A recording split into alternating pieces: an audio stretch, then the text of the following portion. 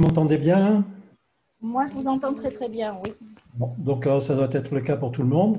Bonjour à tous et merci à l'AMPEP de son invitation euh, pour parler de ce sujet qui me tient doublement à cœur. D'une part parce que je suis spécialisé depuis une vingtaine d'années, bien que neurologue d'adulte au départ, je me suis spécialisé dans les troubles d'apprentissage de l'enfant. Et c'est précisément avec cette expérience-là que je me suis rapidement intéressé à la problématique de ceux parmi les enfants que je voyais à mes consultations, donc qui venaient me voir pour des difficultés, ceux parmi eux qui avaient un haut potentiel, c'est-à-dire des capacités intellectuelles au-dessus de la moyenne et que vous connaissez bien puisque c'est le thème de votre association.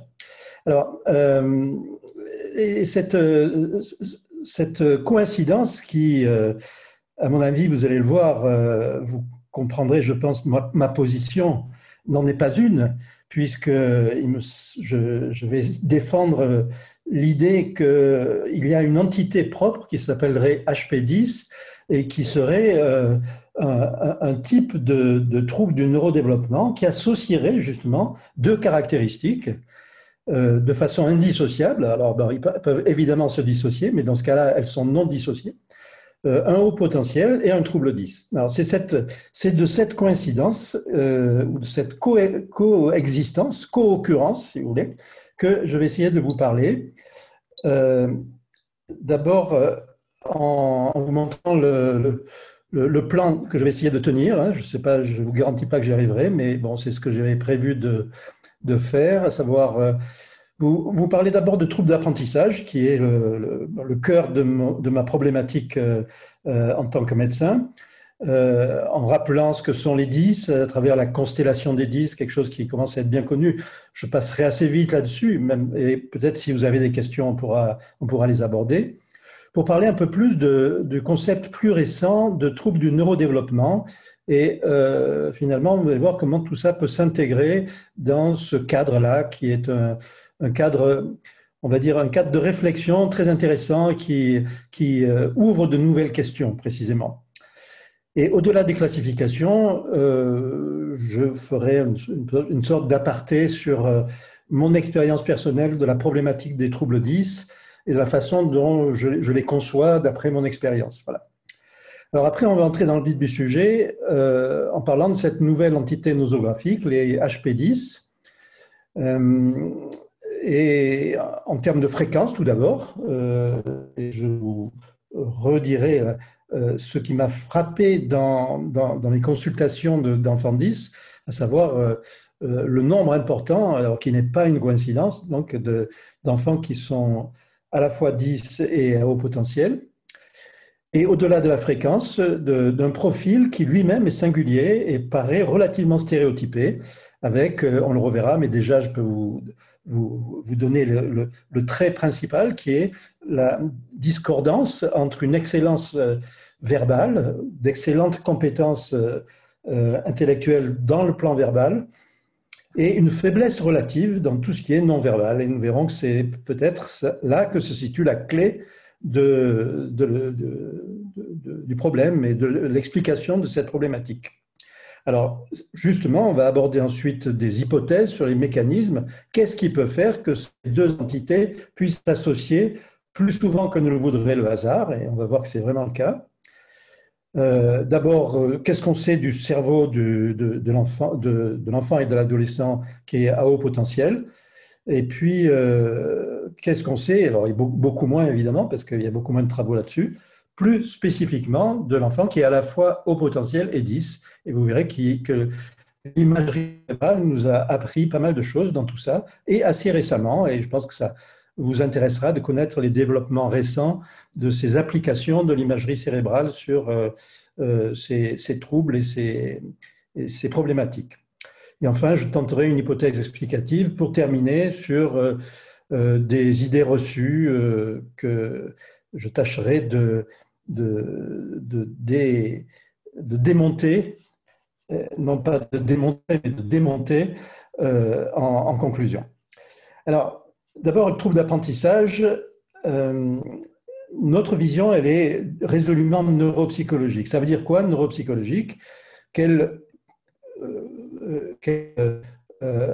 prend comme base un raisonnement selon lequel les fonctions cognitives sont organisées sous la forme de modules qui sont dissociables les uns des autres et de ce fait qui peuvent être altérés ou dysfonctionnels de manière dissociable les uns des autres. C'est le principe, c'est-à-dire que ces modules sont identifiables, elles sont sous-tendues par des parties différentes du cerveau, ou en tout cas par des réseaux spécifiques à l'intérieur du cerveau, et que ces réseaux peuvent dysfonctionner alors que l'ensemble du reste fonctionne normalement. Ça, c'est le principe de la modularité du fonctionnement neurocognitif, avec cette fameuse constellation des 10, vous savez, vous la connaissez. Je ne vais pas rentrer beaucoup dans les détails, si ce n'est pour rappeler les principales entités qui sont là derrière, la dyslexie, la dysgraphie, la dyspraxie qu'on rapproche souvent parce qu'ils sont deux problèmes de coordination motrice,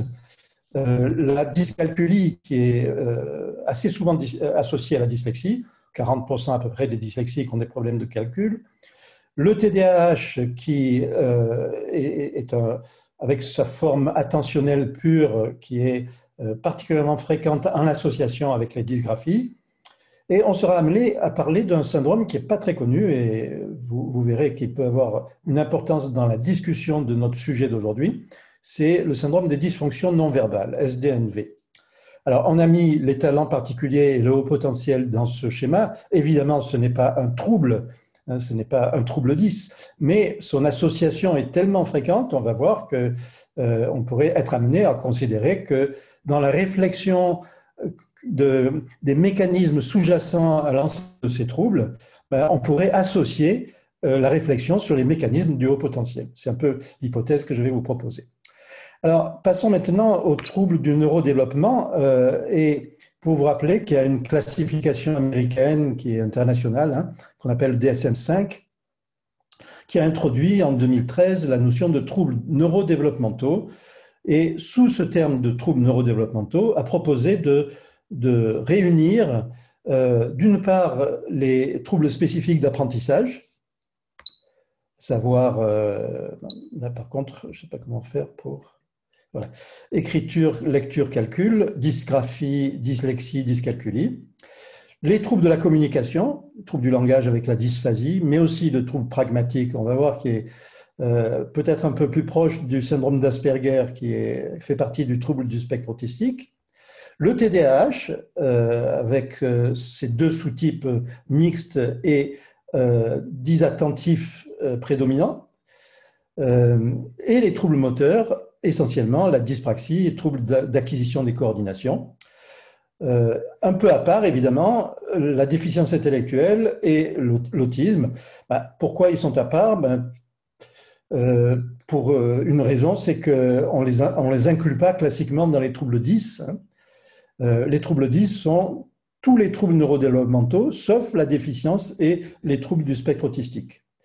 Pourquoi? Parce que un des éléments de la définition des troubles 10, c'est précisément la normalité de l'intelligence, vous le savez, et que ça, de facto, ça fait sortir la déficience intellectuelle et une grande partie des syndromes autistiques.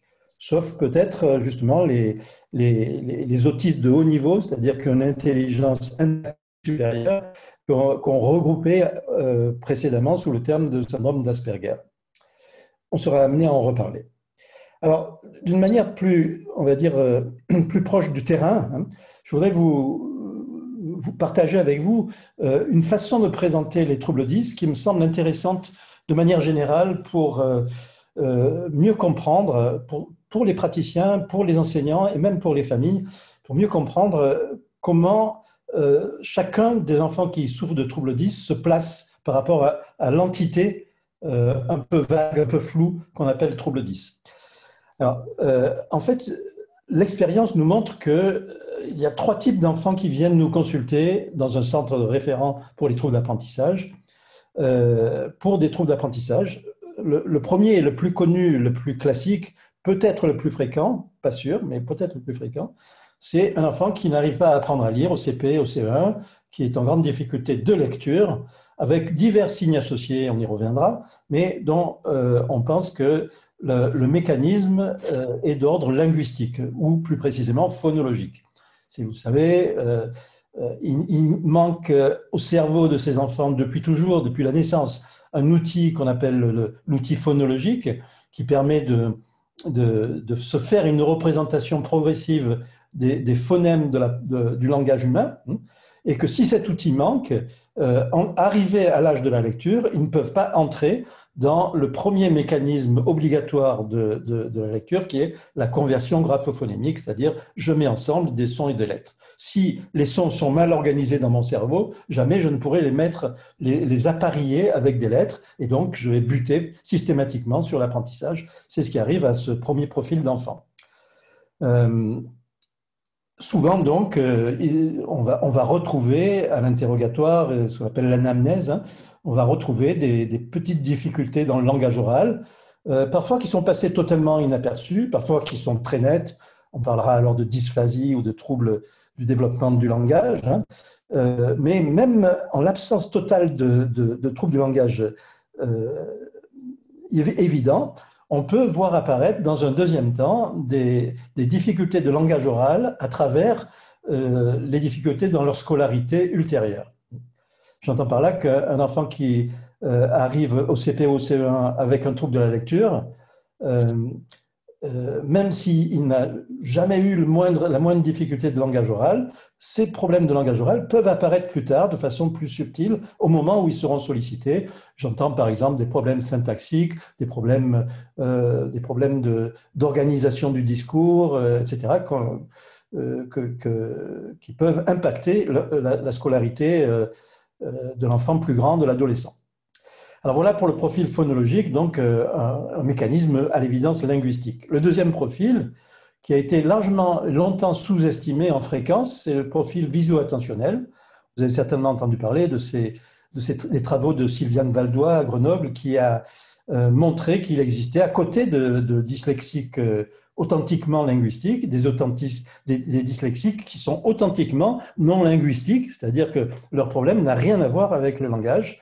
Il est lié à un problème d'attention visuelle, ce qu'on appelle l'empant visio-attentionnel, qui ne leur permettrait pas de se faire une représentation de l'ensemble des lettres d'un mot de manière simultanée, et que dans ce cas-là, ça empêche le développement normal de la lecture. Alors au départ, ça peut ressembler beaucoup, c'est aussi une incapacité à entrer dans la lecture, mais d'un mécanisme totalement différent qui n'a rien à voir, et donc dont les implications, tant au niveau rééducatif que pédagogique, sont très différentes. D'autant que ce deuxième profil s'associe souvent à des problèmes attentionnels plus généraux qui sont affiliés, on va dire, au concept de TDAH, qu'il s'agisse de troubles d'agitation et d'impulsivité, de TDAH mixte, ou même simplement de difficultés à rester concentré et attentif. On parle de TDAH à forme inattentive pure. Et donc, ce deuxième profil est souvent associé à ces difficultés d'attention. Et du reste, les difficultés de lecture de ces enfants s'en ressentent. On voit très bien qu'ils vont sauter des lignes, ils vont sauter des mots, surtout les petits mots d'ailleurs. C'est des mots qu'ils veulent aller vite, et les mots de 2 lettres sont mal lus, sont peut-être plus mal lus que des mots de 15 lettres. C'est assez caractéristique de ce profil-là. Et un dernier profil qui lui aussi est sous-estimé, en tout cas pas sous cette forme-là, pas comme un profil de trouble 10, c'est un profil dyspraxique. C'est un enfant qui au départ ressemble aux 2 autres, c'est-à-dire qu'il n'arrive pas à entrer dans la lecture, mais pour des raisons qui sont ni celles du premier, ni linguistique, ni celles du second, visio-attentionnel, mais plutôt liées à ce qui rapprocherait d'un profil dyspraxique, à savoir des difficultés de motilité oculomotrice, et très vite, après quelques séances d'orthophonie et d'orthopsie, ces enfants arrivent à lire assez facilement, sauf qu'en même temps, ils ont très souvent une dysgraphie, et qu'en 2 ans, ce qui semblait au départ être une dyslexie va entrer dans l'ordre, et ce qui va prendre le devant de la scène, c'est leur difficulté d'écriture et le handicap qui va aller croissant au cours des années. Non pas que le déficit soit de plus en plus important, mais que les exigences scolaires en termes de rapidité et de précision de l'écriture croissent d'année en année, et l'enfant, son système moteur ne suit pas. Donc voilà les trois grands profils, et même s'ils ressemblent au départ, vous voyez que leur trajectoire ultérieure est assez différente. Ce troisième profil, on va le voir, c'est peut-être celui qui nous intéressera le plus dans le cadre de nos HP10. Alors juste,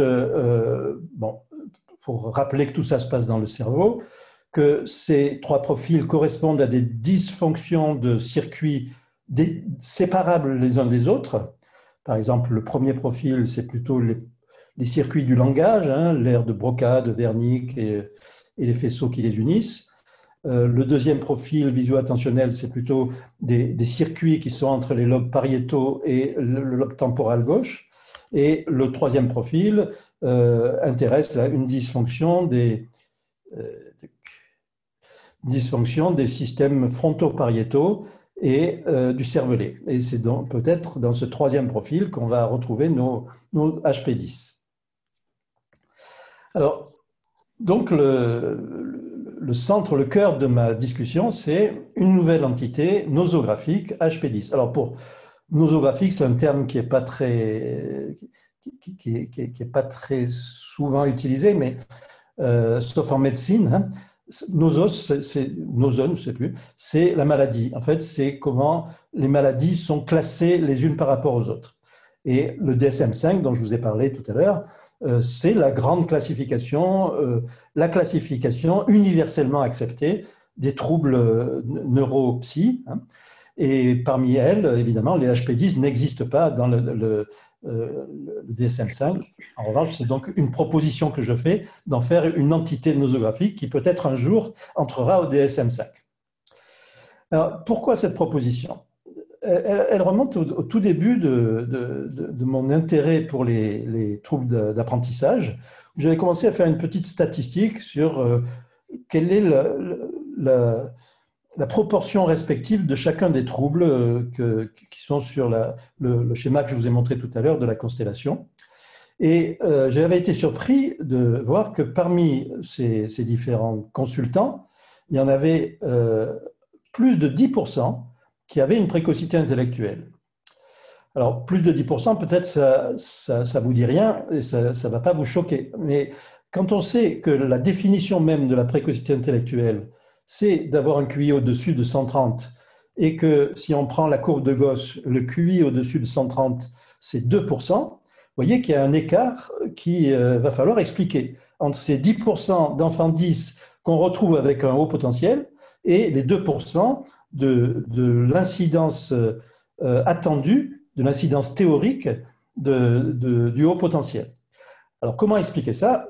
Il y a différentes manières. On va voir qu'une manière, ça serait de dire qu'il y a un biais de recrutement, que les familles qui ont des enfants les plus intelligents sont celles qui nous amènent le plus souvent les enfants 10 en centre de référence. Il y a peu de chances que ce soit ça. Une autre explication, on va le voir, c'est de dire que c'est parce qu'ils ont un certain type de trouble qui vont développer une intelligence au-dessus de la moyenne pour compenser leurs troubles. Ça non plus, ça ne tient pas longtemps, hein.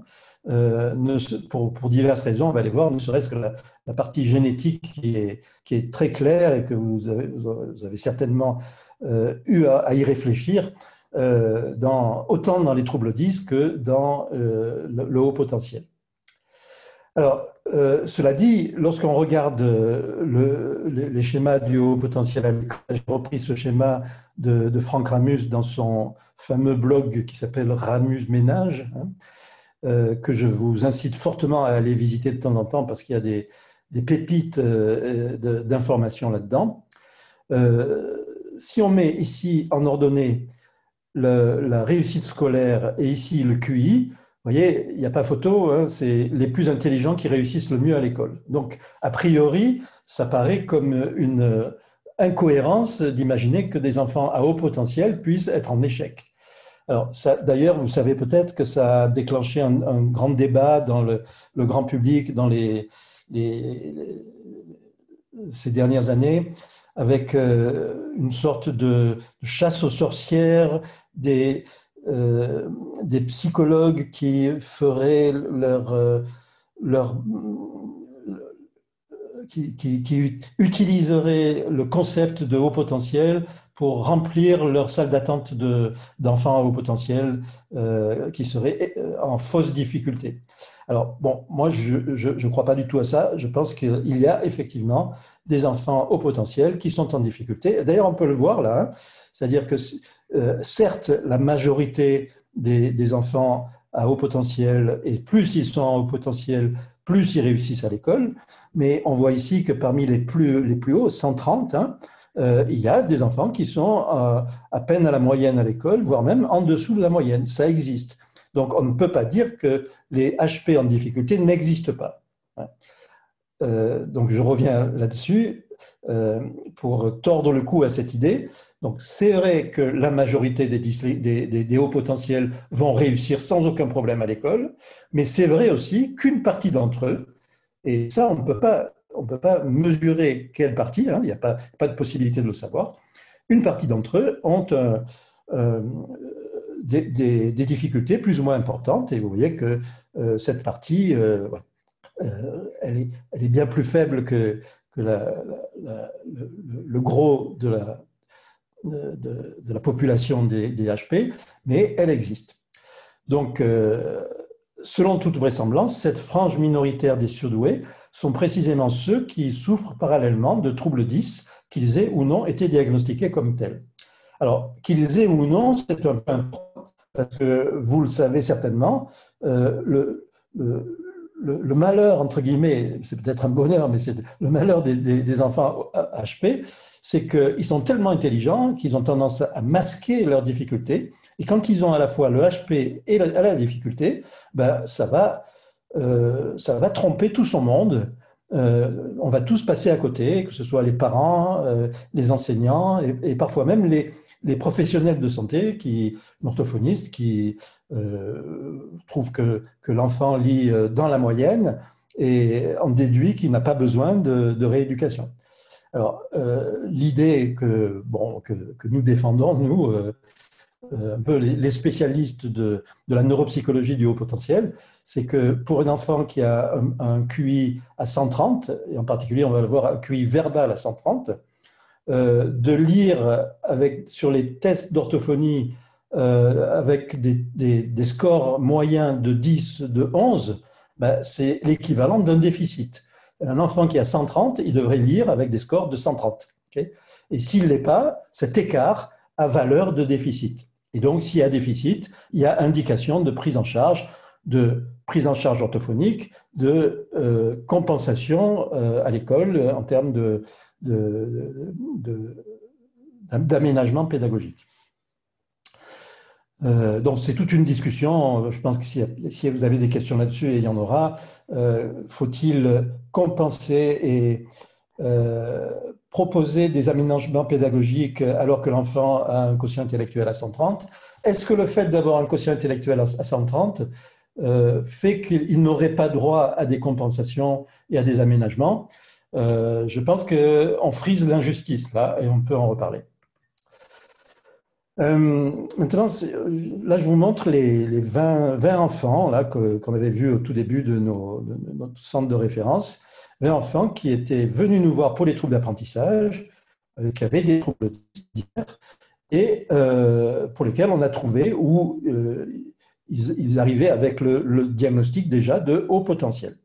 Alors, ce qu'on voit, c'est intéressant, c'est que cette courbe-là, qui représente en vertical là, tout ce qui est l'intelligence non verbale, et en horizontal, en abscisse, l'intelligence verbale, ben, les points, chaque point représentant un enfant, sont complètement biaisés du côté droit. Ça veut dire qu'il y a un gros écart pour la majorité, pour la moyenne en tout cas.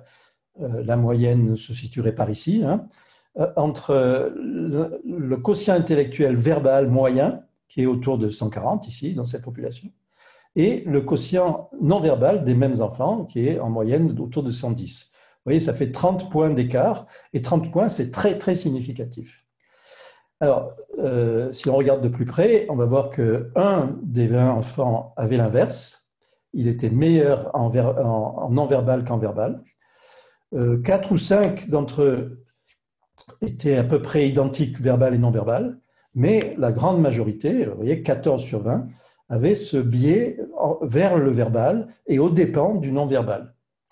Et quand on regarde un profil du WISC, là c'était le WISC 4, mais c'est le même type de présentation, on voit très bien, alors que la moyenne attendue est à 10, qu'un enfant qui a ces caractéristiques-là, modérément dyslexique, un petit peu dyspraxique, voilà, quelques troubles d'attention modérés, mais qui s'en sort pas mal à l'école finalement, sauf qu'il est dysgraphique et que c'est peut-être ça qui le handicape le plus au niveau de sa scolarité.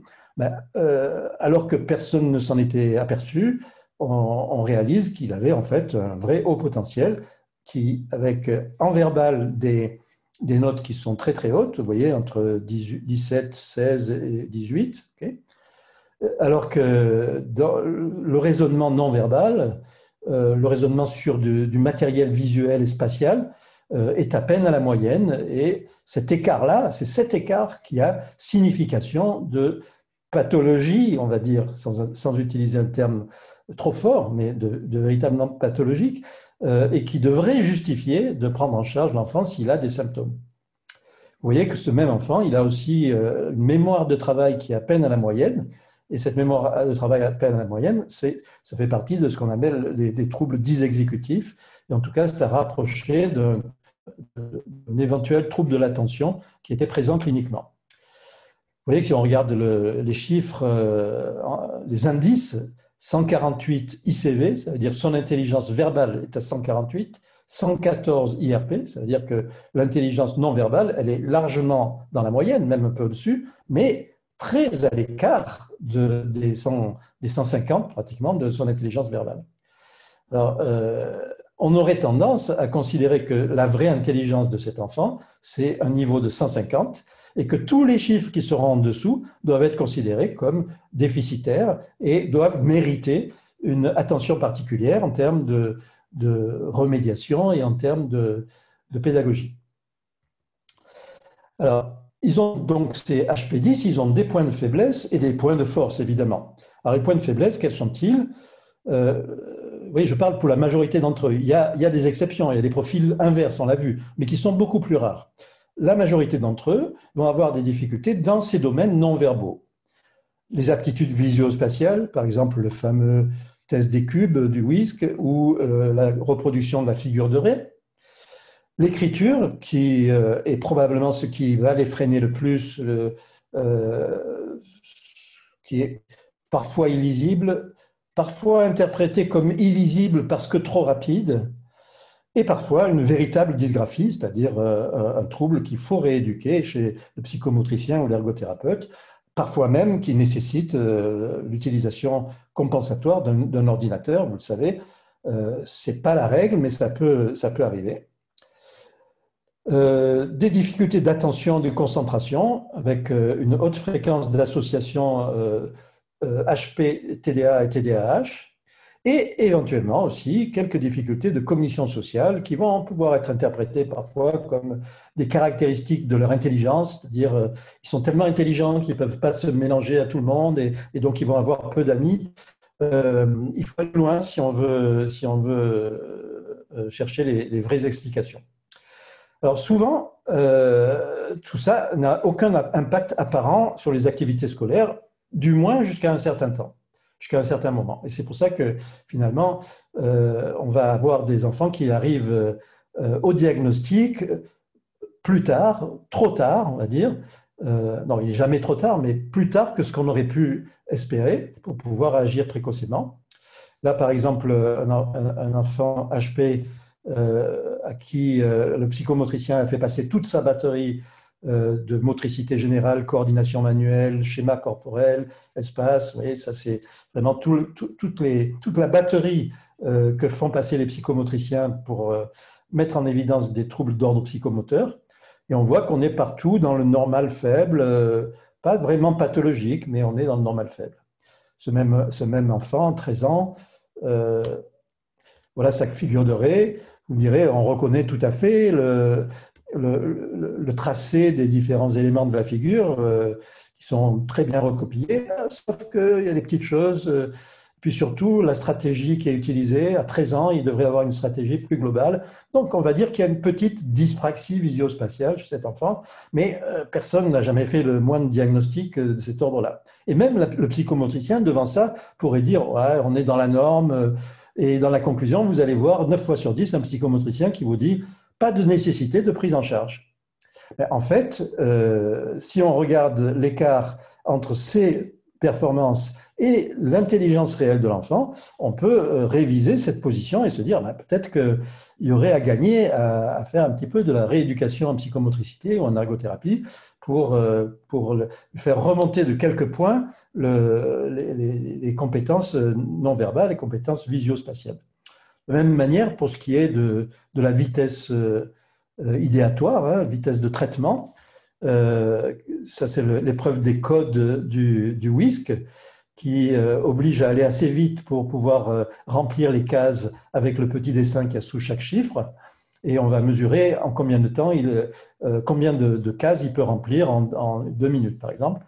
Et on va s'apercevoir que certains de ces enfants vont moins vite que ce qu'on attendrait et que la performance en vitesse de traitement est en dessous de l'intelligence moyenne. Voilà. Et que voilà, ça fait partie de ce profil. Alors ça, c'était les points faibles, on va dire le visio-spatial, l'attentionnel et la vitesse de traitement. Et évidemment, il y a les points forts, c'est tout ce qui est verbal.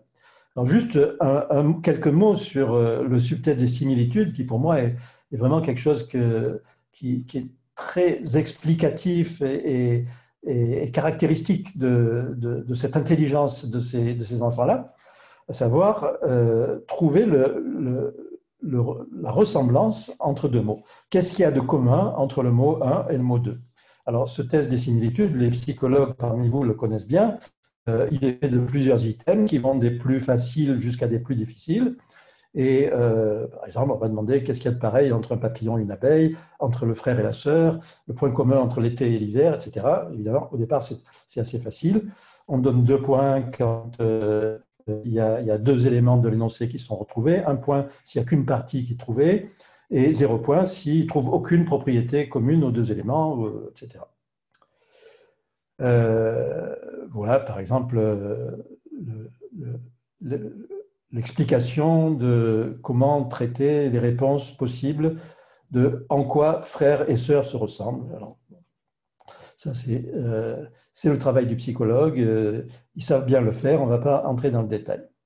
Je voudrais juste vous expliquer le mécanisme qu'il y a derrière ce type d'intelligence et en quoi ça s'appelle de l'intelligence. Si on prend un des items, en fait, je pense qu'il est sur le WISC 4, il n'est plus dans le WISC 5, je ne me souviens plus vraiment. Oui, non? Quelqu'un avait... Bon. Peinture, statue. En quoi ces 2 mots se ressemblent-ils? Alors, vous voyez que même pour une adulte d'intelligence normale, ce n'est pas immédiat. Il faut y réfléchir, ça ne saute pas aux yeux immédiatement. Alors, évidemment, au bout de 5 secondes, on y arrive, à peu près tous, mais les enfants au potentiel, à 8 ans, eux, c'est encore plus rapide que ça. Ils connectent immédiatement. Alors, qu'est-ce qui se passe dans leur cerveau? Dans leur cerveau, il y a ce qu'on appelle un réseau sémantique, c'est-à-dire que quand ils entendent le mot peinture, ils activent un grand réseau qui va les amener soit du côté gauche, là, où c'est la peinture en tant que produit pour peindre un mur, par exemple, et soit du côté droit, où la peinture, ça va se rapprocher d'un tableau de peintre et de la permettre d'aller vers le mot production artistique. Alors, si on associe le mot peinture au mot statue, on va effacer en quelque sorte toute la partie gauche de notre système pour favoriser la partie droite et arriver à la similitude, à la réponse attendue qui est ce sont des œuvres d'art. Okay, la peinture et la statue, ce sont des œuvres d'art. Le temps qui est mis pour effacer la partie gauche et aller vers la partie droite, ben, elle est un très bon reflet de ce qu'est l'intelligence verbale de l'individu. Un enfant à haut potentiel, à 7 ans, à 8 ans, c'est immédiat. Dans son cerveau, la partie gauche s'efface immédiatement dès qu'il entend le mot statue à côté de celui de peinture. Okay, c'est ce mécanisme-là qui est la traduction et la représentation, en quelque sorte, de ce qu'on peut appeler l'intelligence verbale. Or, ces enfants à haut potentiel, ils ont une intelligence verbale qui est largement au-dessus de la moyenne. Tout ça aussi pour vous dire qu'une façon dont on pourrait interpréter l'écart entre le verbal et le non-verbal, de dire c'est parce qu'ils sont mauvais en non-verbal, qu'ils ont développé, qu'ils ont hypertrophié leurs compétences verbales, ça ne tient pas. Je veux dire, c'est impossible par un exercice aussi fort et aussi régulier que ce soit, c'est impossible d'avoir une rapidité telle qu'on va immédiatement trouver beaucoup plus vite qu'un adulte. Si on mesurait le temps de réaction nécessaire pour trouver la réponse, je veux dire, ça veut dire simplement que l'exploration automatique de ce réseau se fait beaucoup plus vite et de manière beaucoup plus efficace chez les enfants qui sont à haut potentiel. Donc, on a là une sorte de représentation schématique de ce que c'est que l'intelligence verbale. En revanche, l'intelligence non verbale, elle est en général plus normale, on va dire, chez ces enfants-là, avec si on prend les items du PM47 ou la matrice dans le WISC, c'est un peu le même système, c'est comment mesurer le raisonnement sur une entrée qui est visuelle, perceptive ou visuelle spatiale. Les items visio-perceptifs, vous voyez, ça demande juste de remplir la case vide, là, avec un des exemples du dessous. Voilà, c'est assez facile quand on a un système perceptif qui marche bien. Des items visio-spatiaux, où là, on doit faire des inversions, des symétries, et on arrive assez facilement. Un peu plus difficilement ici, parce que mais ça reste du raisonnement basique, hein, pas très élaboré. Et puis, plus intéressant pour ce qu'il en est de ces hauts potentiels, des items d'intelligence fluide. Ici, vous voyez, il n'y a pas de complexité du niveau perceptif, il n'y a pas de complexité du niveau spatial. La complexité, elle est du niveau purement du raisonnement. Et des enfants à haut potentiel, même avec un quotient verbal beaucoup plus haut que le quotient non verbal, vont être plutôt en difficulté dans ces aspects visio-spatiaux et vont perdre des points au test dans les tests visio-spatiaux. En revanche, ils resteront bons dans les items d'intelligence fluide parce que leur intelligence générale, elle n'est pas altérée. C'est ce qu'on appelle le facteur G, hein, qui est un facteur d'intelligence fluide qui caractérise l'intelligence générale. Et donc, on peut avoir, avec une expérience clinique qu'ont les psychologues et les neuropsychologues, une analyse qualitative plus que quantitative de ces tests qui vont nous montrer la rapidité pour trouver la solution sur cet item-là, alors que ça a été plus compliqué pour eux de trouver la solution sur cet item-là, qui est normalement plus facile.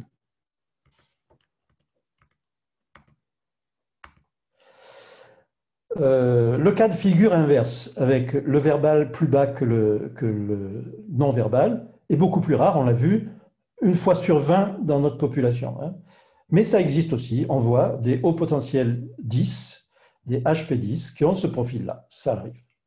En général, ils ont eu des difficultés de langage pendant la petite enfance, et on va dire que c'est du domaine de la dysphasie. D'autres ont encore un profil différent où ce qui est le plus bas, c'est la mémoire de travail. C'est souvent le troisième le profil de dyslexie visuo-attentionnelle, celui que je vous avais mis en deuxième position dans la classification des 10 hein, tout à l'heure. Et souvent, ce sont ces enfants-là qui ont des troubles de type TDAH associés, plus ou moins prononcés, agitation, impulsivité et surtout troubles de l'attention. Voilà. Alors, je vous ai mis ici juste un questionnaire qualitatif, le fameux questionnaire de Jean-Charles Terrassier, qui, moi, me semble intéressant parce qu'au-delà des chiffres, quand on est face à un enfant qui a ces gros écarts, pour lesquels vous savez que les psychologues rechignent à faire la moyenne et donner un quotient intellectuel total, mais moi, je serais d'avis d'une part de prendre leur quotient intellectuel le plus haut, en l'occurrence le verbal, et de compléter par un questionnaire qualitatif sur des éléments qui évoquent la précocité, comme tous ces enfants qui posent beaucoup de questions depuis toujours, qui veulent toujours savoir le pourquoi de tout, et sont très sensibles, parfois des enfants éponges, etc., comme ils sont décrits dans les livres d'Olivier Revol et de Jeanne Siofachin, qui ont la plus grande expérience, je crois, de ces enfants au potentiel.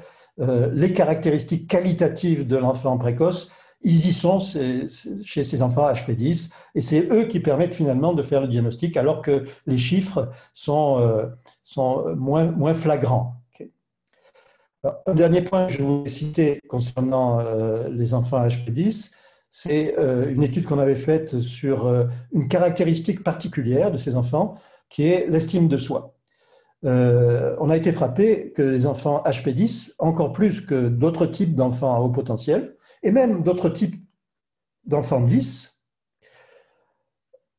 Est-ce que vous m'entendez toujours? Parce que j'ai un signal que ma connexion est plus faible. Oui, on vous entend bien. Oui. OK. Oui. Donc, on a été frappé par la fréquence de cette estime de soi qui nous paraissait d'autant plus faible que l'enfant est plus intelligent. En fait, quand on regarde de plus près, on a mis en évidence une corrélation entre le bas niveau d'estime de soi et le haut niveau de l'écart entre le verbal et le non-verbal.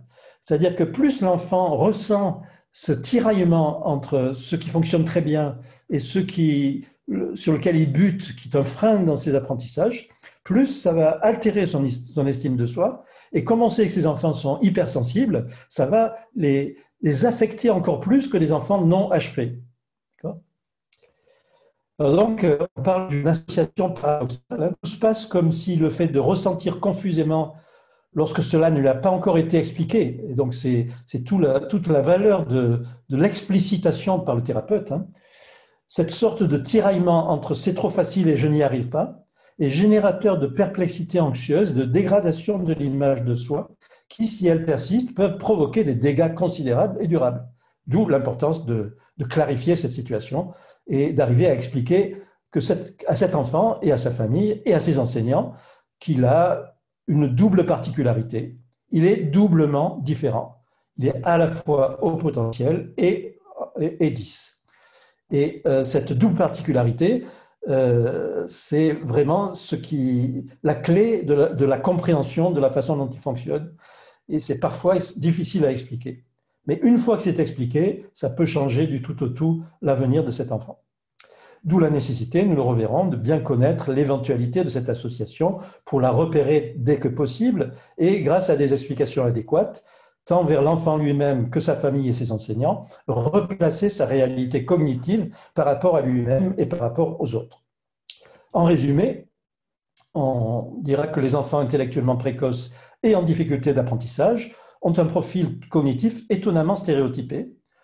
Outre des compétences verbales supérieures et les caractéristiques classiques, on va dire qualitatives, de raisonnement, de curiosité, de créativité, leurs difficultés sont également similaires, relevant très généralement d'un déficit relatif dans les fonctions non verbales, praxie, graphisme, temporalité, attention.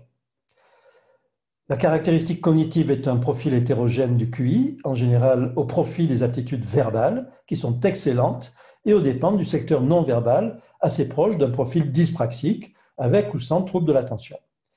Sans doute en lien avec un profil émotionnel spécifique, fait d'empathie et de sensibilité exacerbée, et de difficultés relatives dans l'établissement de relations avec les pairs, ils souffrent systématiquement d'une faiblesse paradoxale de l'estime de soi, strictement proportionnelle à l'écart entre leur intelligence et leur réussite. Lorsqu'il existe une dyslexie, on n'a pas détaillé ça, mais c'est d'autres travaux que nous avons fait avec des étudiantes en orthophonie, elle est volonté de type visio-attentionnel, sans trouble phonologique, ni retard de langage, et avec un défaut de traitement de la forme visuelle des mots, ou alors de type dyspraxique, avec des difficultés oculomotrices surajoutées qui peuvent bénéficier d'un traitement par orthopsie. Alors, ce profil que je vous ai décrit là, il rappelle étrangement un syndrome qui est très peu connu en France, curieusement, parce que nos amis québécois et de manière générale les Nord-Américains l'utilisent de façon très quotidienne.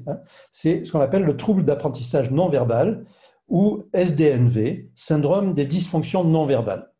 Vous voyez ici, c'est un petit fascicule qui est distribué à tous les enseignants d'un État canadien, Alberta, pour leur expliquer ce que c'est que le trouble d'apprentissage non verbal. Donc, tous les enseignants de cet État québécois, c'est pas le Québec, c'est l'Alberta, cet État canadien, sont familiers avec ce concept qui est largement ignoré chez nous. Alors, qu'est-ce que c'est que ce syndrome de dysfonction non verbale? Voilà un exemple. Une adolescente de 14 ans qui a, depuis le début du collège, des difficultés scolaires croissantes, alors que tout le primaire s'était passé à peu près bien. Elle a appris à parler, à lire sans aucune difficulté. Il semble qu'elle ait eu besoin de travailler un peu plus pour tout ce qui est écriture et calcul, c'était les points faibles, et peut-être un peu la concentration. Mais à aucun moment, jusqu'à l'âge de 14 ans, on a proposé aucun diagnostic de type trouble 10. Okay, et c'est souvent à l'adolescence qu'on va commencer à s'inquiéter de la quantité d'efforts qu'il lui faut pour arriver à ça, pour arriver à réussir, et puis le fait qu'elle commence à se mettre en échec scolaire caractérisé. Et lorsqu'on regarde de plus près son profil, on s'aperçoit qu'elle a un peu les mêmes écarts que nos HP10, mais sauf à la différence qu'il n'y a pas de HP là. Vous voyez, les chiffres les plus hauts sont à 14, on n'est pas dans le haut potentiel, mais l'écart, il y est. Et donc, ce que j'essaye de montrer là, c'est qu'il y a une sorte de similitude qualitative entre le profil de ces enfants et le haut potentiel, avec simplement un décalage vers le bas, puisque l'écart est là, mais le haut potentiel n'y est pas. Alors, grosso modo, il y a un déficit de toutes les fonctions non verbales, mais un déficit à minima qui n'a pas été suffisant pour entraîner de diagnostic jusqu'alors. Mais l'élément le plus frappant et le plus caractéristique, c'est une difficulté particulièrement troublante, alors que le langage était par ailleurs normal, voire excellent, des difficultés dans des tâches de compréhension portant spécifiquement sur certains aspects du langage, qu'on appelle le langage métaphorique.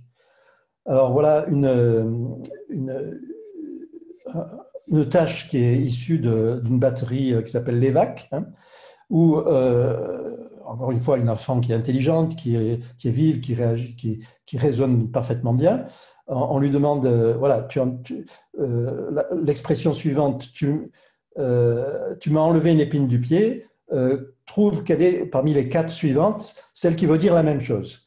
Alors, j'ai une écharpe dans le pied, tu as résolu mon problème, etc. Alors, vous voyez, la réponse ici, c'est « j'ai une écharpe dans le pied ». C'est une sorte de réponse au premier degré, au premier niveau, qui est contraste avec l'intelligence générale. On se dit comment c'est possible qu'une enfant aussi intelligente puisse ne pas comprendre ce que ça veut dire tu m'as enlevé une épine du pied. Pareil pour il ne faut pas vendre la peau de l'ours avant de l'avoir tué, il faut se lever tôt pour réussir dans la vie. Okay, tout ce qui est de l'ordre de la métaphore, tout ce qui est du sens figuré des mots, l'humour, etc., c'est difficile d'accès. Et ça participe probablement dans les difficultés d'interrelation sociale que certains de ces enfants peuvent présenter. Et vous voyez, donc, ce tableau, finalement, qui peut ressembler par certains aspects à ce qu'on appelle le syndrome d'Asperger, n'est pas un syndrome d'Asperger. Et si on utilise des batteries de diagnostic de l'Asperger, on va voir que on n'est pas qualifie pas pour ce diagnostic. Voilà les caractéristiques de l'Asperger qui sont probablement ces aspects de difficulté avec les métaphores, avec le sens second, avec l'humour vont être présents. Ces aspects de difficulté dans la cognition sociale vont être présents, mais de façon peut-être plus importante. Et surtout, il y a chez l'Asperger, et non chez le syndrome non-verbal, il y a des items comme les troubles affectifs, les intérêts restreints, qui font totalement défaut ici. On n'est pas du tout dans le cadre de l'Asperger, c'est très différent. D'ailleurs, quand on regarde le score à cette batterie d'Asperger, il est à 15 ici chez cette jeune fille, alors que c'est à partir de 19 qu'on commence à parler d'Asperger. Pourtant, il est quand même à 15. Il y a des traits qui sont communs avec un syndrome d'Asperger sans qu'on puisse poser ce diagnostic. En résumé, le profil cognitif du SDNV, donc à nouveau un syndrome qui est pas admis comme une réalité clinique, en France en tout cas, développement normal du langage, parfois supérieur et le plus souvent de la lecture, faiblesse en mathématiques, en écriture, en aptitude visio-spatiale, donc tout ce qui est, on va dire, tout ce qui est hémisphère droit, pour parler neurologique, distractibilité, qui évoque une forme inattentive pure de TDAH, à minima, tout ça étant à minima, mais qui vient s'ajouter les unes aux autres, avec l'augmentation des exigences scolaires d'année en année, on en arrive à un moment à la mise en échec de l'enfant à l'école. Et ça, malgré une intelligence qui, vous avez vu, est globalement très bonne, sans être à haut potentiel. Donc un contraste entre l'intelligence verbale et non verbale, et aussi un contraste entre cette intelligence verbale et une faible compétence dans la pragmatique. C'est une partie du langage, justement, qui est impliquée dans les métaphores, la compréhension du sens figuré, de l'humour, du second degré, etc. Voilà. Donc, ce profil du SDNV va nous amener à réfléchir aussi sur la nature du problème des HP10 et à se poser la question, pour terminer, des mécanismes sous-jacents. Et pour ça, on va rapidement voir ce que nous dit l'imagerie cérébrale. Alors, vous savez, l'imagerie cérébrale, il y a d'abord de l'imagerie fonctionnelle. On regarde comment s'activent les zones du cerveau dans telle ou telle tâche cognitive. Et après, l'imagerie morphologique, on va voir comment est structuré le cerveau lui-même. Et ces deux types de données nous ont appris pas mal de choses ces dernières années, que je vais essayer de vous résumer là en 2 ou 3 diapos. D'abord, la différence entre des hauts potentiels et de non hauts potentiels, c'est qu'ils activent beaucoup plus, les hauts potentiels, les deux zones, une frontale et une pariétale, et comme si leur cerveau surfonctionnait dans certaines tâches, en tout cas des tâches qu'on appelle de facteur G, surfonctionnait dans ces deux régions. Le lobe frontal, dont on sait qu'il est impliqué dans tout ce qui est fonction exécutive, raisonnement et programmation des actions, et le lobe pariétal qui est impliqué dans tout ce qui est perception, synthèse des perceptions et tout ce qui est de l'ordre du visio-spatial. Alors finalement, ce n'est pas étonnant que ces deux zones soient les plus impliquées dans l'intelligence en général et donc chez les plus activées chez l'enfant haut potentiel. Voilà, donc ça c'est juste pour rappeler les tâches sur lesquelles sont réalisées ces images. Alors, une théorie qui a été proposée dès le milieu des années 2000, c'est la théorie de l'intégration pariéto-frontale, c'est-à-dire que le haut potentiel ou l'intelligence serait liée à la capacité de l'individu, du cerveau de l'individu, à co-activer les régions pariétales et les régions frontales. Plus on arrive à le faire, plus on va avoir une intelligence haut située. En résumé, les données de l'imagerie fonctionnelle montrent une convergence de résultats en faveur d'une suractivation chez le haut potentiel d'un circuit bilatéral fronto-pariétal dont l'activité est fortement liée au QI. Ce circuit est non seulement suractivé lors des tâches cognitives verbales non verbales, mais aussi au repos, en dehors de toute tâche cognitive. Alors, l'imagerie morphologique, c'est une technique qui a beaucoup apporté dans beaucoup de syndromes neurodéveloppementaux, dans l'autisme, dans la dyslexie, dans le TDAH, ce qu'on appelle le DTI, c'est l'imagerie par diffusion, qui a pour vertu de montrer les fibres qui connectent dans la profondeur du cerveau des zones corticales entre elles. Alors, vous voyez ici, tout ce qui est en bleu ou vert, c'est ce qui est plus activé chez les hauts potentiels que chez les non hauts potentiels. Et c'est aussi les parties du cerveau dont l'activation, enfin pas activée, dont la taille, dont la densité des neurones et des axones est proportionnelle à l'intelligence, au QI. Et donc, on rejoint là nos deux zones pariétales et frontales. En fait, ce sont toutes les fibres de connexion entre le frontal et le pariétal qui sont surdéveloppées, mieux organisées chez les enfants à haut potentiel. Deuxième caractéristique du cerveau de ces hauts potentiels. Alors, on parle là des hauts potentiels en général, pas du HP10. On va en arriver au HP10 après.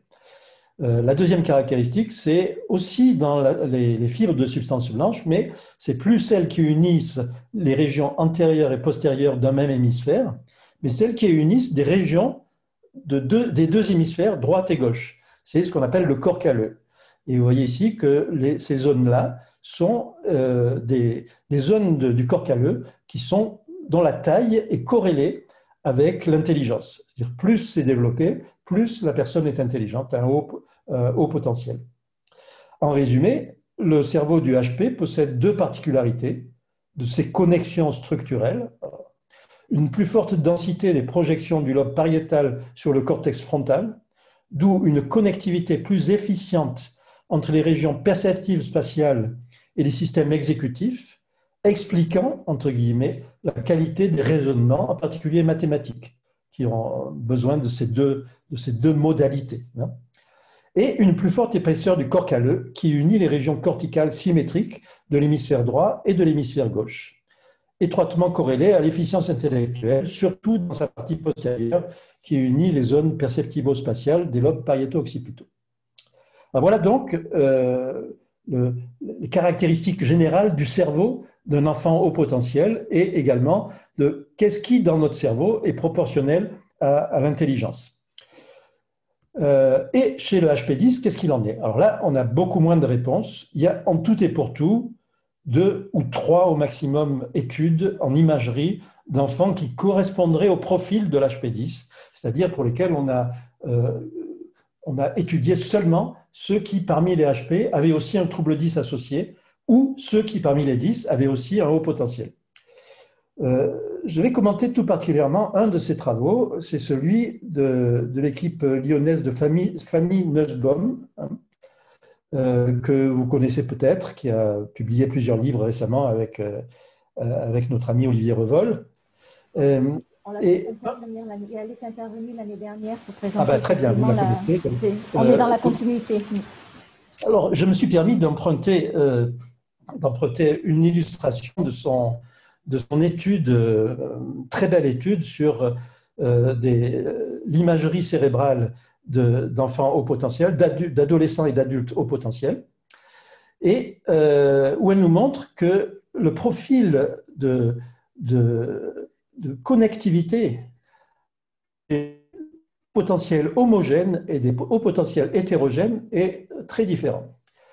Alors, les homogènes, on va dire la partie la plus vaste des hauts potentiels, ceux qui n'ont pas de difficultés à l'école, ceux qu'on ne voit pas, nous, dans nos consultations. Voilà comment se présente leur cerveau par rapport à des non-hauts potentiels. C'est-à-dire que toutes les fibres bleues, là, que vous voyez, c'est ce qui est plus développé chez eux que chez des enfants d'intelligence ordinaire. Et ce qu'on voit, c'est à nouveau toutes ces connexions entre les régions pariétales et frontales dans les deux hémisphères, gauche ici et droit ici, enfin droit et gauche, pardon. La droite est à gauche et la gauche est à droite. Et également au niveau du corps calleux, on voit ici, c'est-à-dire toutes les fibres qui unissent les régions symétriques de l'hémisphère droit et de l'hémisphère gauche. Ça, c'est les hauts potentiels homogènes. Quant aux hétérogènes, c'est très différent. Alors, si on regarde leur hémisphère gauche, ça ressemble beaucoup. C'est-à-dire que l'hémisphère gauche des hétérogènes, il est supérieur à des non-hauts potentiels en termes de connectivité et de volume des connexions de substances blanches entre le pariétal et le temporal. En revanche, deux différences par rapport aux homogènes. D'une part, le corps calleux n'est pas tellement plus efficace que des non-hauts potentiels, c'est-à-dire qu'il n'y a pas plus de connexions interhémisphériques que des personnes ordinaires, d'intelligence ordinaire. Et surtout, dans l'hémisphère droit, ici qui est à gauche, dans l'hémisphère droit, on ne retrouve pas du tout cette meilleure connectivité qu'on retrouve chez les hauts potentiels homogènes. En d'autres termes, la substance blanche des hétérogènes est identique à celle des homogènes pour l'hémisphère gauche, mais elle est identique à celle des intelligences ordinaires pour l'hémisphère droit. Et ça corrobore tout à fait l'idée que le haut potentiel 10, le HP10, finalement, c'est un haut potentiel qui a développé son haut potentiel de façon asymétrique, beaucoup plus dans l'hémisphère gauche que dans l'hémisphère droit, probablement par la coexistence d'un pattern neurologique de haut potentiel, en neuroimagerie en tout cas, de connectivité comme un haut potentiel, mais sur lequel s'est surajouté un pattern de défaut d'activation dans l'hémisphère droit, HP plus 10. Et ça se confirme dans le travail de Fanny Nussbaum, qui, lorsqu'on regarde de près les caractéristiques de son groupe hétérogène, ils avaient tous ce profil-là, à savoir bien meilleur en verbal qu'en non-verbal. Et il n'y en avait aucun qui avait le profil inverse. Ce qui n'est pas étonnant parce que ce profil-là est beaucoup plus fréquent en pratique que l'inverse. Voilà donc la conclusion, je ne vous la relis pas, hein, puisque vous avez entendu Fanny Nussbaum l'année dernière, c'est ça l'idée de la différence entre les homogènes et les hétérogènes. Alors elle a une façon de l'expliciter un peu différente de la mienne, hein. On n'est pas, disons, moins neurologique, mais on reste dans la même façon de concevoir les choses, avec le fait que les hétérogènes vont avoir quand même globalement beaucoup plus tendance que les homogènes à se trouver en difficulté. Et ce n'est pas étonnant si ces hétérogènes sont précisément ceux qui ont le 10 associé à leur HP. Alors, vers une hypothèse explicative génétique là-dedans, vous savez que le surdouement a quelque chose d'héréditaire. Hein. J'imagine que dans les familles, dans vos familles ou dans les familles que vous côtoyez, vous voyez souvent plusieurs individus qui ont ces mêmes profils. C'est aussi le cas, vous le savez, pour les troubles 10, qui aussi ont une composante génétique certaine. Alors, la stabilité de la surdouance, il y a des données, je ne vais pas rentrer dans les détails, des données à partir des études de jumeaux, à partir de diverses statistiques qui montrent qu'il y a une partie génétique importante, même si le non génétique, hein, l'environnement, joue pour à peu près 50%. Un peu moins de 50%. Alors, pour revenir à notre concept de trouble du neurodéveloppement, et pour argumenter sur l'hypothèse que le HP10, ça pourrait être considéré comme un élément des différentes TND, une nouvelle entité au sein des TND, on peut rappeler les niveaux de compréhension qui sont proposés depuis pas mal d'années par Morton et Fried, par exemple, en Angleterre, où tous les troubles, que ce soit l'autisme, que ce soit la dyslexie, que ce soit la dyscalculie, vont être expliqués par 4 niveaux d'altération. Une altération des gènes au départ, qui va avoir un impact sur le développement de certaines zones du cerveau et de leur connexion. Donc, vous voyez, air, connexion, etc. Chaque gène ou plusieurs gènes vont contribuer à certaines de ces particularités, qui elles-mêmes vont avoir une conséquence à un niveau cognitif, avec chacun et chacune de ces aires ou connexions ayant un pattern cognitif qui lui est propre, et au final, au niveau clinique, ce que va observer le clinicien, qui peut ne pas correspondre exactement. Vous voyez des flèches qui vont en oblique d'un côté à l'autre. Pour l'HP, et en particulier pour l'HP10, on pourrait avoir le même raisonnement. Et il y a un gène, je l'ai mis à l'envers là, mais il y a un gène 1 qui va entraîner un défaut de connectivité hémisphérique droite, qui va entraîner un syndrome non verbal, et va donner la partie 10 du HP. Et un gène 2, qui sont ou pas reliés entre eux, qui va donner une hyperconnectivité ou une meilleure connectivité fronto-pariétale et calleuse, et qui serait à l'origine du haut potentiel. Et la somme du HP et du 10 donnerait ce profil particulier qui surviendrait chez une partie des 10 et donc une partie des HP. Le HP10, comme tous les autres syndromes neurodéveloppementaux, serait donc la résultante d'une interaction continue à chaque niveau avec l'environnement d'une part, mais aussi entre les deux caractéristiques cognitives qui interagissent en continu pour forger un mode cognitif particulier, mais aussi par rétroaction, sans doute pour forger un mode de connectivité particulier. Bon, c'est un peu compliqué, mais tout ça pour vous dire qu'il y a de l'environnement, il y a du génétique, et il y a de l'interaction entre les différents niveaux qui va entraîner cette complexité. Rien n'est jamais simple au niveau de la cognition ni au niveau du cerveau. Cette complexité que l'on pourrait traduire par ces sortes d'hexagones qui s'interrelationnent entre eux. L'HP qui va pouvoir prendre sa place entre dyspraxie, TDAH, syndrome de dysfonction non verbale, éventuellement Asperger qui est un peu plus loin. Et finalement, tout ça, ce sont peut-être des variantes différentes d'une combinaison complexe de gènes particuliers avec l'environnement au cours de la trajectoire de l'individu. Voilà, en conclusion, il existe à présent une quantité suffisante d'arguments convergents, à mon avis, cliniques, théoriques, d'imagerie cérébrale, pour considérer l'HP10 comme une entité à part entière parmi les troubles neurodéveloppementaux.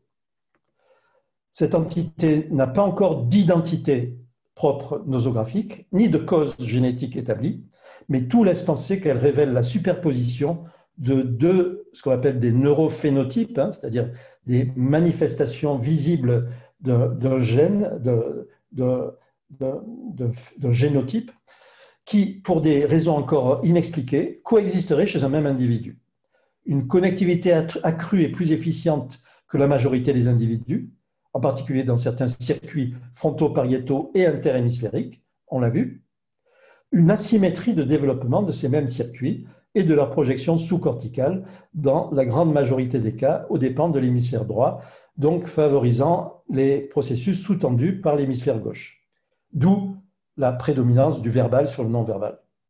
Le phénotype clinique serait typiquement un syndrome développemental non-verbal surajouté à un tableau qualitatif de précocité qui se manifeste dès lors plus ou moins exclusivement dans le domaine verbal. Resterait à expliquer pourquoi la coexistence de ces deux profils est si fréquente, voire de plus en plus fréquente. C'est vraiment l'impression, je ne sais pas si vous avez cette impression vous, mais les différents cliniciens qui m'écoutent là, mais est-ce que c'est juste parce que il y a une meilleure détection, qu'on connaît mieux les choses et qu'on va plus souvent faire les diagnostics, qu'on a un réflexe plus précoce de faire un QI aux enfants qui sont en difficulté, c'est possible.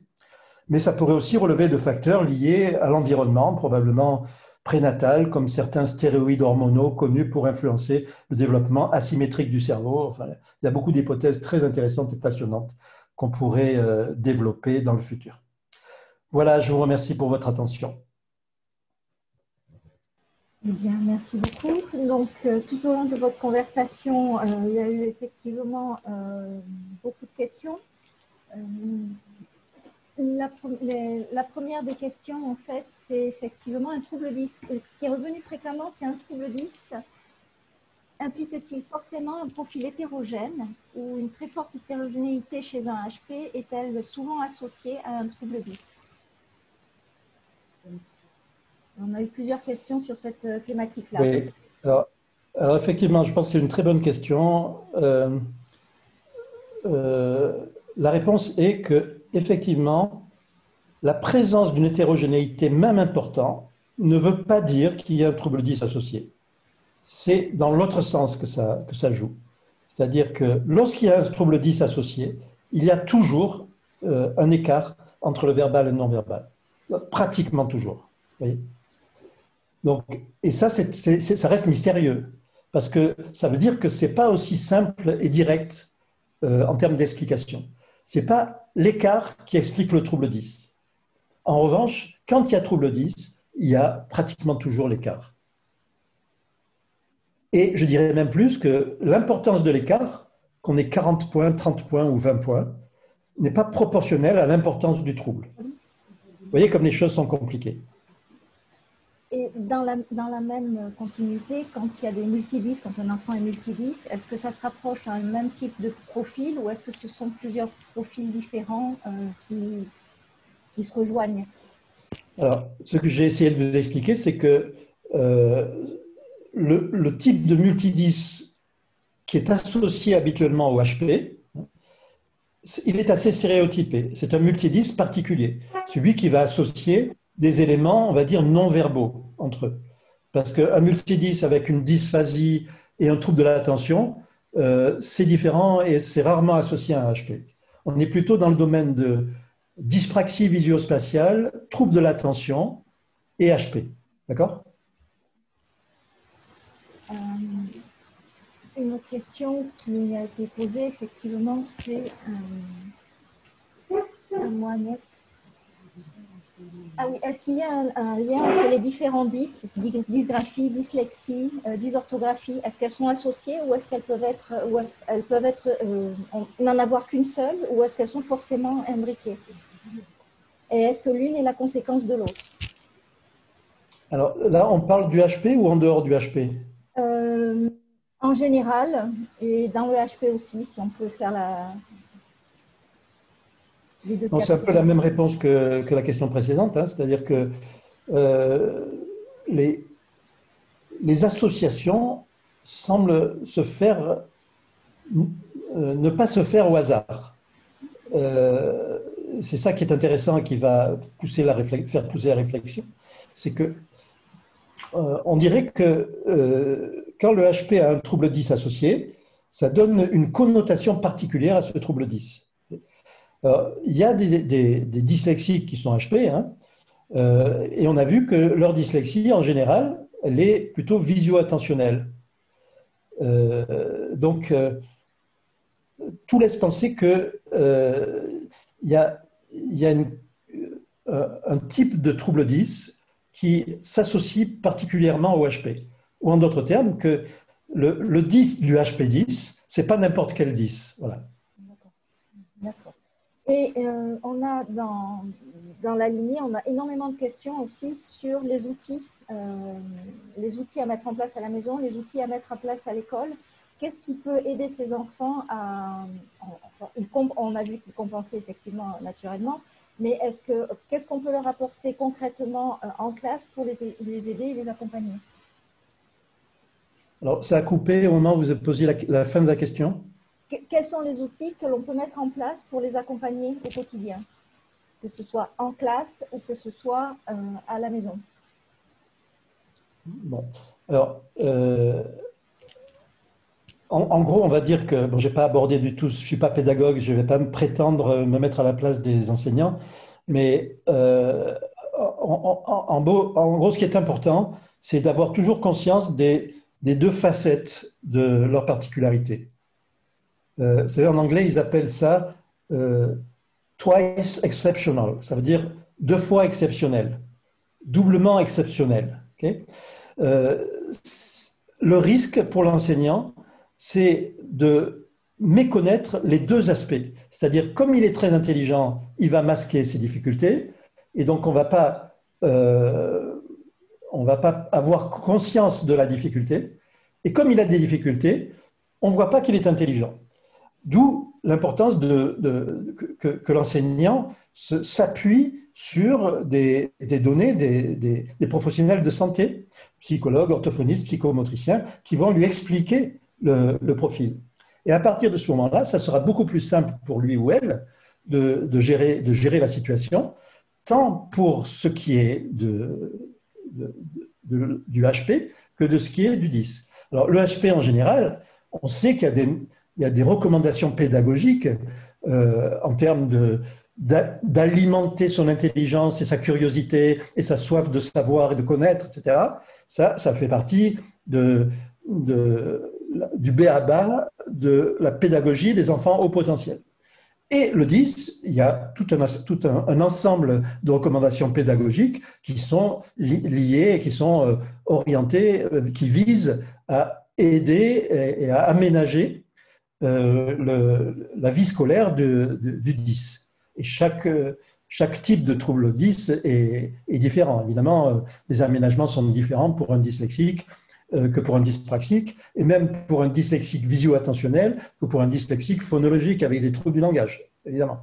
Donc tout ça, c'est plutôt dans la lecture par l'enseignant des informations qui lui sont procurées par l'équipe soignante. Et c'est un élément encore, si on avait encore à argumenter là-dessus, qui nous inciterait à vouloir faire plus de liens qu'il y en a entre le corps enseignant et le personnel soignant en général. Donc, moi, au quotidien, je me lamente de voir le manque de communication entre les cabinets d'orthophonie et l'enseignant dans sa classe. Je pense que chacun de vous a déjà expérimenté ce manque-là et je crois que c'est là qu'il y a un énorme effort à faire. Pas tellement en termes de connaissances de la part des enseignants, mais en termes de force de la relation et de capacité des uns et des autres à se tourner vers l'autre, finalement, parce que c'est le seul moyen d'avoir les vraies solutions de chaque enfant. Il n'y a pas de recette générale. Il y a juste mieux connaître chaque enfant, savoir comprendre comment il fonctionne et puis réfléchir avec lui sur ce qui est mieux pour lui. Voilà, une réponse étayée. Une autre catégorie de questions concerne tout ce qui a trait aux professionnels de l'accompagnement. Donc, la première question, c'est qui peut faire passer ces bilans pour les 10, déterminer qui est 10, qui peut poser le diagnostic, et les professionnels de l'accompagnement, où les trouver, les orthophonistes, est-ce qu'il existe des centres d'aide et de soutien? Vous savez, il y a selon les régions, c'est très variable, mais dans toutes les régions, il y a des centres de référence des troubles des apprentissages qui comportent tous les professionnels aptes à faire ce genre de diagnostic, mais qui sont malheureusement embouteillés de façon très importante à l'heure actuelle. Il y a d'autre part des réseaux de santé. Je sais que dans la région Aquitaine, il n'y en a pas, et ça, c'est vraiment un manque. C'est vraiment un manque, mais il y a certainement des alternatives. Et je sais qu'également, dans la région Aquitaine, il y a une perspective de développer de façon importante les PCO, hein, les plateformes de coordination et d'orientation, qui sont jusqu'à présent réservées aux 0-6 ans, mais qui vont bientôt permettre aux 6-12 ans d'obtenir des bilans multidisciplinaires gratuits, pris en charge par la Sécurité sociale. Et ça va arriver dans quelques mois. Alors, une bonne nouvelle, ça va être chouette. Et est-ce qu'il faut que le diagnostic soit impérativement posé par un médecin ou est-ce qu'une orthophoniste et une psychomotricienne qui suit l'enfant peut poser le diagnostic? Alors, je dirais que à partir d'un certain degré de sévérité, un professionnel paramédical seul ne peut pas poser le diagnostic. Il a besoin de l'appui d'autres paramédicaux et donc de quelqu'un qui fasse la synthèse de tous ces avis. psychologue, neuropsychologue, ergothérapeute, psychomotricien et orthophoniste. Et ce que préconisent les textes actuels, hein, gouvernementaux, c'est que ce soit un médecin qui soit la personne qui fasse cette synthèse, aussi souvent que possible. Le problème, c'est qu'il n'y a pas suffisamment de médecins formés, alors, à part les médecins de l'éducation nationale, mais on sait qu'ils sont très peu nombreux, mais il n'y a pas de médecins qui soient formés spécifiquement à ça, en dehors de ceux qui travaillent dans des centres spécialisés, comme les centres de référence ou les réseaux, ou bientôt dans ces PCO. Par exemple, se pose la question des CMPP. C'est une question où la plupart des médecins de CMPP fonctionnent sur des modalités de raisonnement qui sont beaucoup plus proches de la psychiatrie, on va dire au sens large, que des neurosciences et de la neuropsychologie.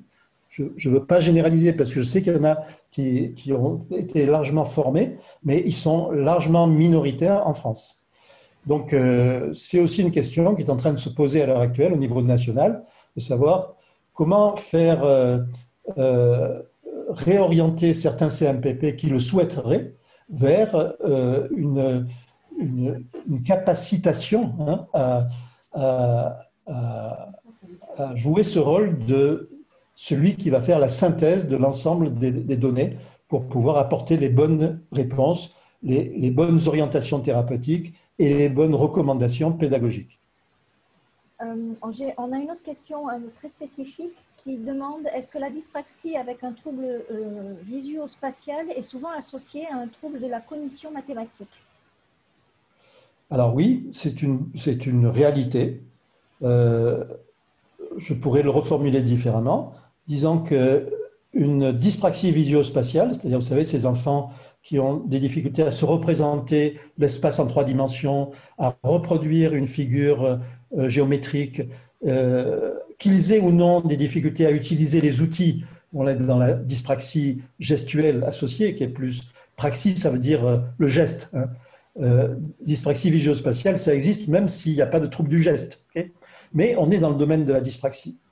Alors, ces enfants qui ont ces difficultés dans la perception, l'organisation de l'espace, on va dire, la représentation de l'espace, vont avoir très souvent aussi des difficultés dans la cognition mathématique et donc les performances dans les matières qui ont trait aux mathématiques, tout en sachant que le terme de dyscalculie est parfois réservé à des dyscalculies qu'on va dire primaires, qui ne sont pas la conséquence d'un trouble visuo-spatial, où il y a en fait un trouble profond de la représentation des quantités, et non pas de la façon dont ils peuvent se représenter par rapport à l'espace. Alors c'est un peu complexe et spécialisé, mais disons que pour simplifier, on va distinguer des dyscalculies vraies primaires et des dyscalculies secondaires, parmi lesquelles il y a les dyscalculies qui sont liées à un trouble visuo-spatial. On a aussi une question, est-ce qu'un enfant HP10 qui compense peut ne pas jamais rencontrer de difficultés scolaires? Bien sûr, bien sûr. Mais la question peut aussi se poser différemment. Est-ce que si on l'avait diagnostiqué et qu'on avait fait ce qu'il fallait pour compenser ces déficits, est-ce qu'il n'aurait pas été encore plus en réussite que ce qu'il a été? Et dans ce cas-là, ça revient à peu près à la même chose. Si vous voyez, c'est de la relativité, là. On dit, c'est qu'est-ce qu'il a été capable de faire qu'il a amené jusque, on va dire, au bac avec mention passable, hein. Est-ce que s'il n'avait pas été pris en charge plus tôt, il n'aurait pas eu la mention très bien? Et bon, on peut dire que ça serait être élitiste que de vouloir avoir une mention très bien, mais à mon avis, c'est défaitiste que de ne pas chercher la mention très bien quand on peut l'avoir. Dans le même ordre d'idée, quels outils, est-ce qu'il existe des outils pour apprendre les langues étrangères au collège? Donc on sait par exemple que les dyslexiques ont des difficultés avec les langues étrangères. Est-ce qu'il existe des outils pour les étayer? Bon, c'est toute la question de la pédagogie des langues étrangères en France, qui est, surtout de l'anglais, hein, qui est assez catastrophique, assez rigide. Et on a beau, nous qui voyons les enfants dyslexiques ramer, c'est peu de dire, c'est peu de le dire face à l'anglais, dire qu'il faut revoir complètement la pédagogie et que si on arrivait à avoir une pédagogie qui soit adéquate et pertinente pour les dyslexiques, ça servirait certainement même les enfants qui n'ont pas de difficultés particulières et que ça expliquerait peut-être aussi pourquoi les Français en général sont si mauvais en anglais par rapport à d'autres francophones. Je veux dire, bon, au Québec, on peut mettre à part parce qu'ils ont l'anglais comme deuxième langue en permanence à la télévision. Mais pourquoi les Belges et les Suisses sont meilleurs en anglais que les Français? On pourrait vraiment se poser cette question. Je crois que bon, c'est aux pédagogues. Le moment n'est pas encore venu. Peut-être qu'il faut attendre un peu plus de maturité sur le sujet pour espérer trouver des outils pédagogiques qui soient non seulement adaptés, mais qui soient utilisés. Parce que là, je veux dire, pour arriver à utiliser les bons outils pédagogiques, il faudrait avoir accepté de changer complètement sa conception sur qu'est-ce que c'est que la pédagogie des langues étrangères et de l'anglais en particulier. Ce qui n'est pas le cas actuellement, autant que je sache, à part peut-être quelques exceptions, mais malheureusement pas assez nombreuses pour en faire une généralité. On a une question qui est un petit peu particulière et qui nous demande quel est le meilleur accompagnement pour ces enfants, notamment ceux en échec scolaire, voire en décrochage ou phobie scolaire. Et les pédopsychiatres sont peu sensibilisés à cette problématique et la psychiatrisation du 10 est souvent fréquente. Oui. Alors, moi, je pense que la réponse, elle est plutôt dans l'équipe pluridisciplinaire. C'est-à-dire que la réponse, le meilleur accompagnement, à partir d'un certain degré de complexité et d'importance du handicap dans la vie scolaire, hein, je veux dire, qu'on peut tout à fait mesurer justement par l'écart entre l'intelligence et le niveau de réussite scolaire. Plus cet écart est important, plus on est dans de la complexité. Un enfant qui est très intelligent et qui reste en échec, ça veut dire qu'il a probablement besoin de plusieurs intervenants et qui a besoin d'une réflexion multidisciplinaire. Donc la réponse à cette question, c'est l'accompagnement idéal à partir d'un certain degré de difficulté, c'est l'équipe pluridisciplinaire. Malheureusement, pour le moment, on en manque beaucoup. Je pense qu'on a fait le tour des questions. Après, on a des questions très, très spécifiques et très personnelles, donc on ne va pas les poser devant tout le monde. Après, effectivement, est-ce que on a une question, c'est est-ce qu'on est, si on a des troubles 10 et qu'on a très bien réussi en classe et le parcours scolaire, etc., est-ce qu'on est HP ou pas? Et la réponse la réponse, c'est faire le QI, vous le saurez. Voilà. Donc voilà, je rappelle effectivement à la notion de test de QI. Est-ce que vous pouvez rappeler qui est même habilité à faire passer les tests de QI? Oui, alors tous les psychologues,